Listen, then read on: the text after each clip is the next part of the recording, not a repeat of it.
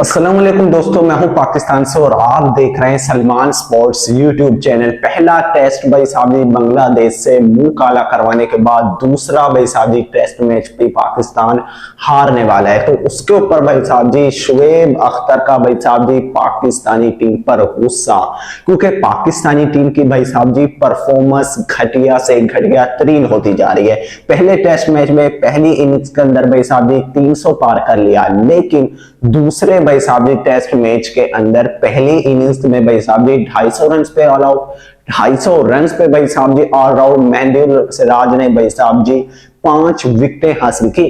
आपका जिम्बू जिम्बू भाई साहब जी, आपका नेपाले आजम, आपका फ्लोपे आजम भाई साहब जी साकिब हसन की बॉल पे भाई साहब जी एलबीडब्ल्यू आउट हो रहा है। उसको ये नहीं पता कि भाई साहब जी बॉल अंदर आनी है या आउट स्विंग होनी है। उस घंटे ने भाई साहब जी सीधा सीधा खेलना है। अपनी मर्जी की फ्लैट पिचेस बनाई हुई है कि हमने भाई साहब जी ग्रीन पिच बनानी है, हमने बॉलिंग के लिए भाई साहब जी पिच बनानी है ताकि रोड पिच हो। यहां पर भाई साहब जी रोड पिच हो, लेकिन बाबर घंटा भाई साहब जी फिर भी फ्लो। आप देखो ना, इस पिच पर शान मसूद ने भाई साहब जी अच्छी इनिंग्स खेली, 50 स्कोर की। उसके अलावा मोहम्मद रिजवान ने पहले टेस्ट मैच के अंदर भाई साहब जी सेंचुरी बनाई। आपके अब्दुल्ला शफीक ने यहाँ पर भाई साहब जी अच्छा खेला, शाहुल शकील ने, आज भाई साहब जी सलमान अली आगा ने अच्छा खेला। सिवाय भाई साहब जी जिम्बू आजम ने, हमारे नेपाली आजम ने 15 इनिंग्स के अंदर भाई साहब जी एक भी हाफ सेंचुरी नहीं है, एक भी 50 नहीं है हमारे नेपाली आजम की, हमारे जिम्बाब्वे की, हमारे भाई साहब जी फर्जी किंग की। तो भाई साहब जी आप भाई साहब जी यहां से अंदाजा लगा लो। तो शुएब अख्तर का कहना था कि पाकिस्तानी टीम को हो क्या गया है, इन बगैरतों को हो क्या गया है कि घटिया से घटिया परफॉर्मेंस देना। हमारी टीम का ये हाल नहीं था।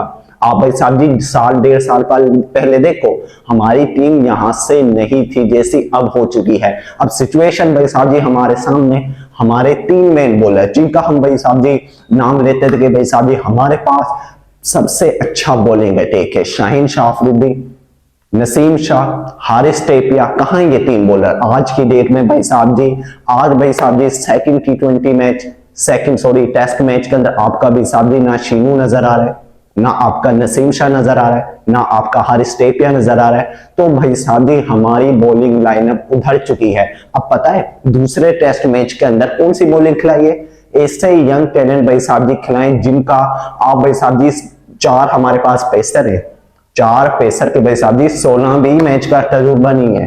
तो भाई साहब जी इस बॉलिंग अटैक के साथ हम जीतेंगे। पहला मेन बॉलिंग अटैक था हमारा जिसमें शाहीन था, नसीम था। तो घंटा पहला टेस्ट मैच हम क्यों हारे बांग्लादेश से? अब दूसरे टेस्ट मैच के अंदर भी पाकिस्तान की हार पक्की है। अगर पाकिस्तान भाई साहब जी इज्जत बचाना चाहता है ना तो मैच ड्रॉ कर दे। अब ड्रॉ भी नहीं हो सकता क्योंकि भाई साहब जी पाकिस्तान 274 रन पे ऑल आउट।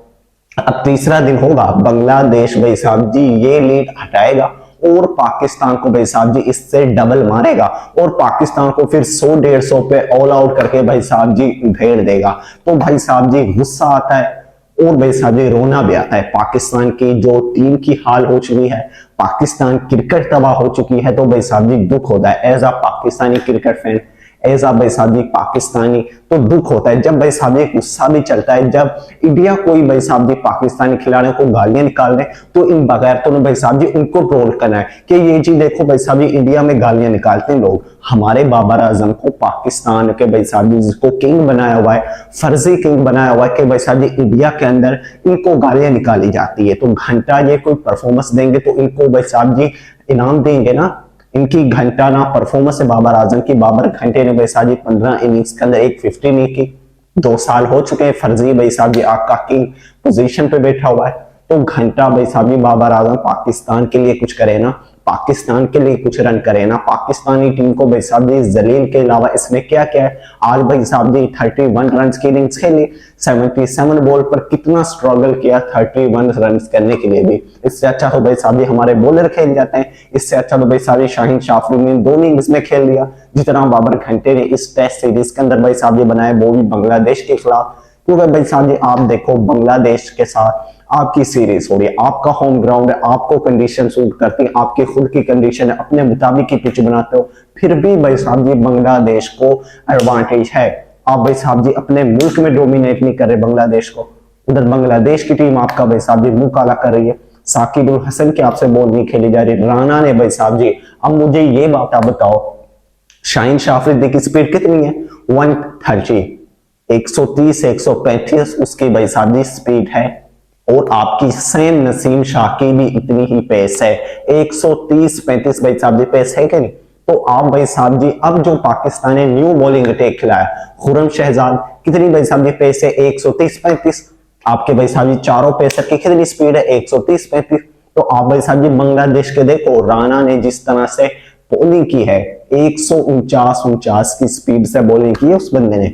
अब भाई साहब जी आप बांग्लादेश के यंग बॉलर देखो, पाकिस्तान के घंटा यंग बॉलर देखो, पाकिस्तान के लेजेंड बॉलर देखो, जिनको भाई साहब जी हम कहते हैं कि हमारे नंबर 1 बॉलर है। जसप्रीत बुमराह से कंपेयर करने लग जाते हैं, जसप्रीत बुमराह के बराबर। हमारे किंग बाबर आजम भाई साहब जी विराट कोहली से कंपेयर करने लग जाते हैं कि भाई साहब जी ये तो भाई साहब जी किंग बाबर आजम है, विराट कोहली से अच्छा है। भाई साहब जी विराट कोहली के पांव की धूल के बराबर भी नहीं है आपका बाबर।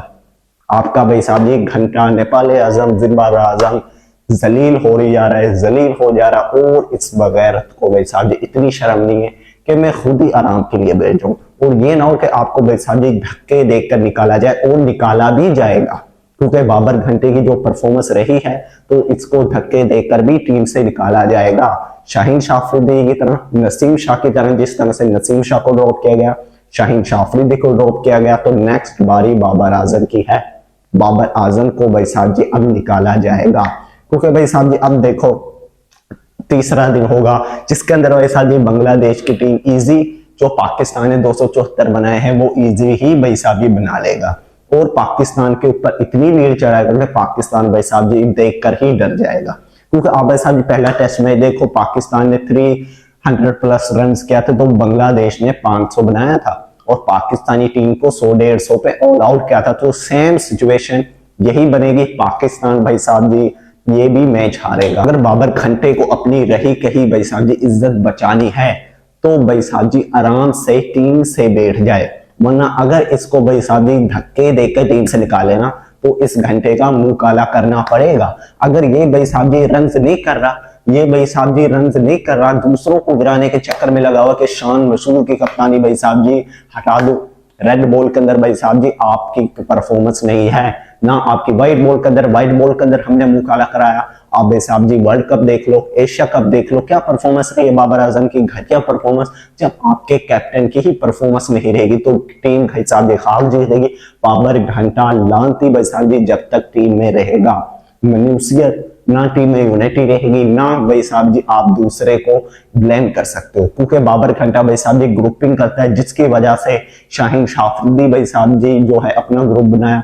बाबर घंटे की वजह से भाई साहब जी हर बंदे में भाई साहब जी टीम के लिए जो मोहब्बत होती है ना वो खत्म हो चुकी है। हर बंदा अपने रन कर लो और भाई साहब जी टीम जाए भाग में, ये सब भाई साहब जी बाबर घंटे की वजह से। तो आप लोगों को पाकिस्तान क्रिकेट टीम के बारे में क्या रहा है कॉमेंट्स में लाजमी बताना। वीडियो अच्छा लगे वीडियो को लाइक कर देना एंड चैनल को सब्सक्राइब कर देना और घंटा भी दबा देना। जिस तरह से पाकिस्तानी टीम का घंटा बजा हुआ है, बाबर घंटे का घंटा बजा हुआ है, तो इस तरह से आप लोग घंटा दबा देना। मिलते हैं नेक्स्ट वीडियो, तब तक के लिए अल्लाह हाफिज।